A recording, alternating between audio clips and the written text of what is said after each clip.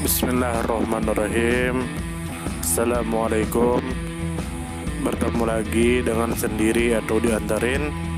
Semoga kita baik-baik saja dan semoga kita masuk surga. Amin. Sekarang masuk ke video.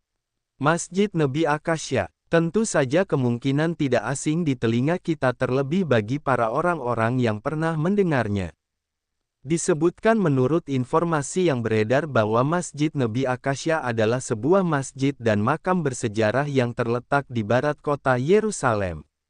Masjid ini juga dikenal dengan sebutan Masjid Okasa atau Masjid Ukasa.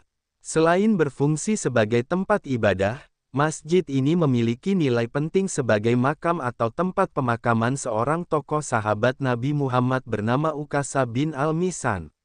Bangunan ini memiliki ciri arsitektur bergaya Ayyubiyah dengan tambahan renovasi dari masa Mamluk. Kemudian menurut informasi yang beredar bahwa tokoh utama yang dikaitkan dengan Masjid Nabi Akasya adalah Ukasa bin Al-Misan, salah seorang sahabat Nabi Muhammad. Beliau dikenal sebagai seorang pejuang yang menetap di Yerusalem setelah penaklukan wilayah tersebut pada abad ke-7. Selain itu, masjid ini juga dikaitkan dengan beberapa tokoh lain dalam tradisi, seperti Saladin yang tentaranya disebutkan dimakamkan di area makam, serta keyakinan dari sebagian tradisi yang menghubungkannya dengan Nabi Musa, Nabi Isa dan Nabi Muhammad.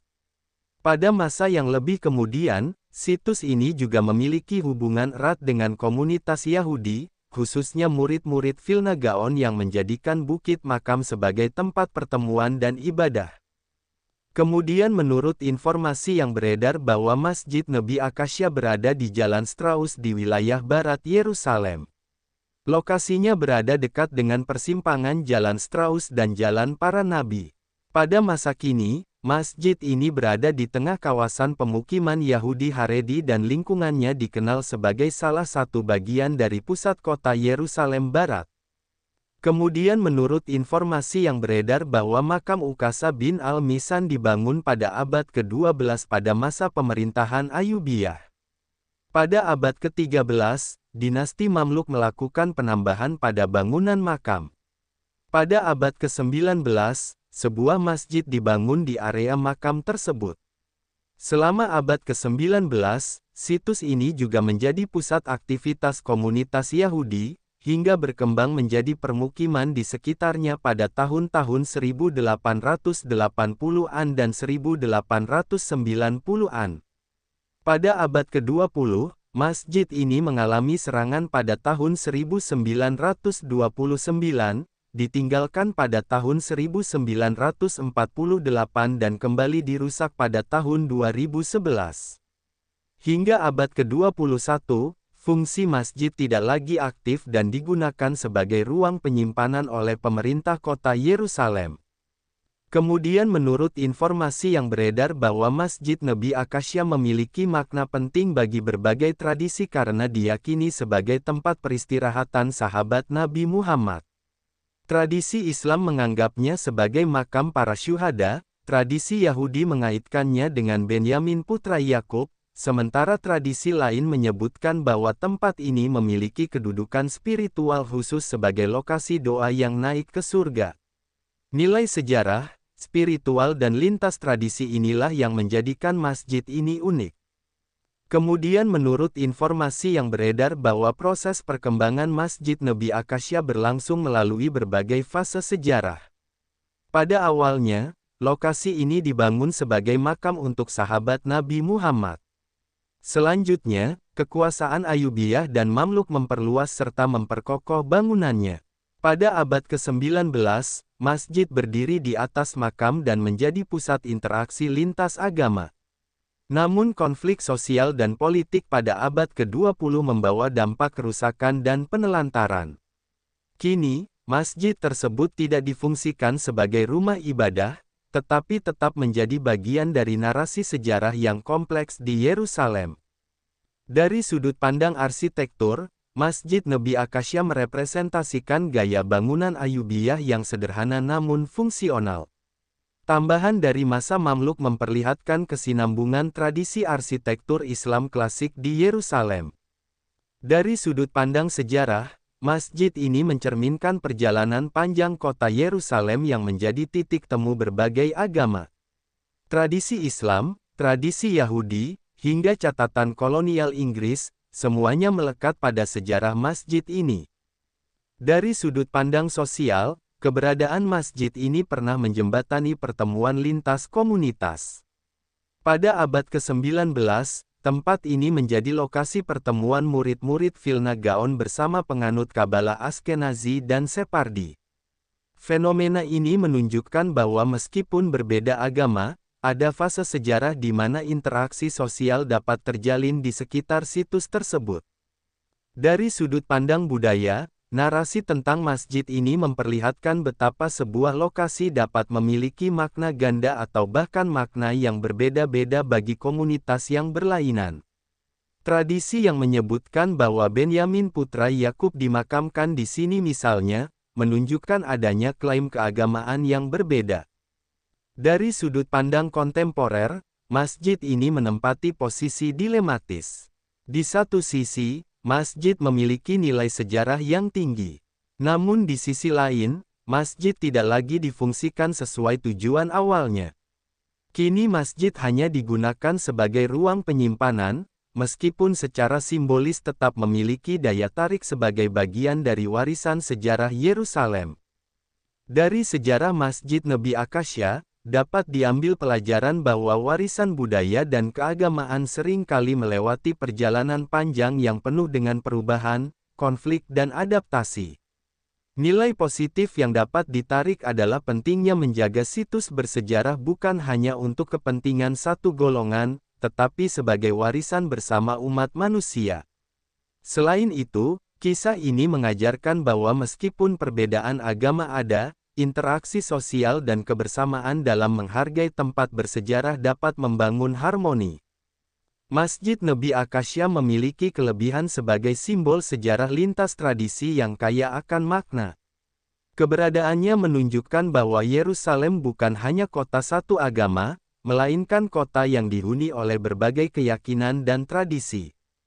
Kekurangannya adalah kondisi masjid yang saat ini tidak lagi berfungsi sebagai tempat ibadah, bahkan sering menjadi sasaran perusakan. Hal ini mencerminkan rapuhnya perlindungan terhadap situs sejarah yang seharusnya dijaga.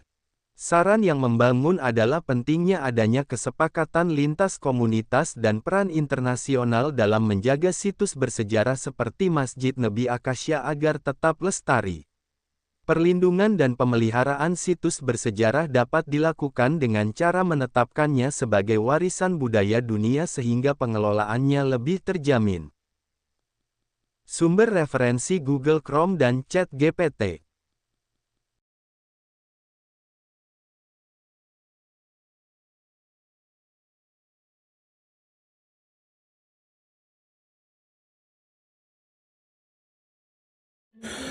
Tentu kita tahu bahwa dalam setiap perjalanan hidup selalu ada saat ketika diri kita merasa lelah, goyah, bahkan ingin menyerah. Namun di balik setiap perintangan tersembunyi peluang untuk tumbuh dan menguatkan diri kita. Hari ini adalah kesempatan baru, saat yang tepat untuk kembali menyusun niat, memperbaiki langkah, dan meyakini bahwa setiap tetes usaha tidak akan pernah sia-sia. Bangkit bukan karena tidak pernah jatuh, tetapi karena memilih untuk tidak tinggal dalam kejatuhan.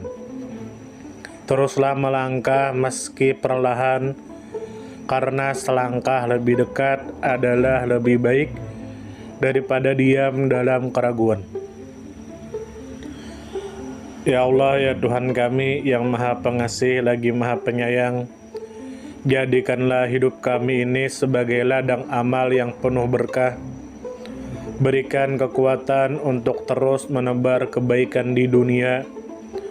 Anugerahkan kemudahan dalam menghadapi segala ujian, dan karuniakan akhir kehidupan yang baik.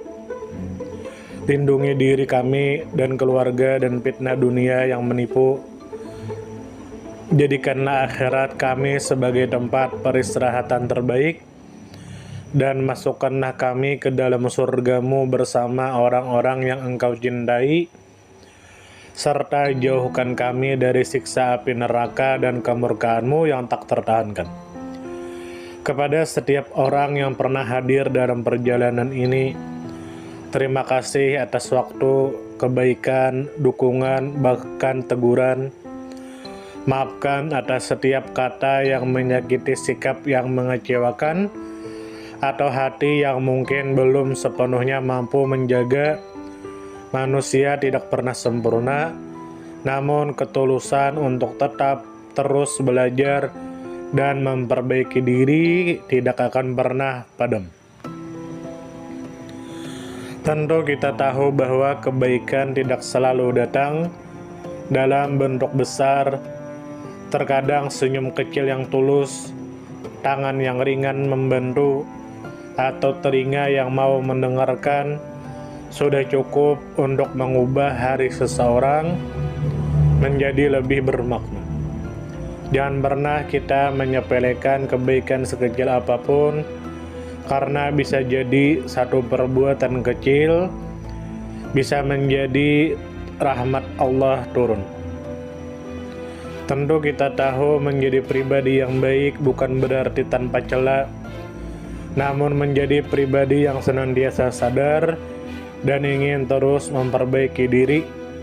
Kebaikan itu menular, dan siapapun yang menanamkan kebaikan akan menuai kebahagiaan meski tak selalu terlihat oleh mata. Dunia membutuhkan lebih banyak hati yang lembut, tangan yang menguatkan, dan jiwa yang peduli. Semoga usaha yang dilakukan bernilai ibadah.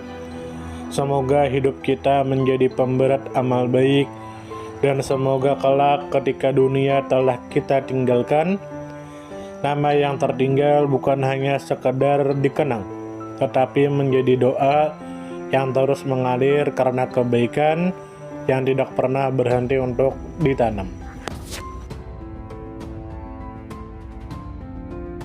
Terima kasih banyak. Mohon maaf jika ada salah.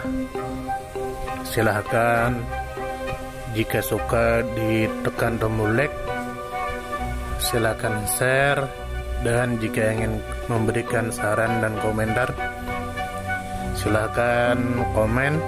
Semoga kita baik-baik saja, semoga kita masuk surga. Wassalamualaikum warahmatullahi wabarakatuh.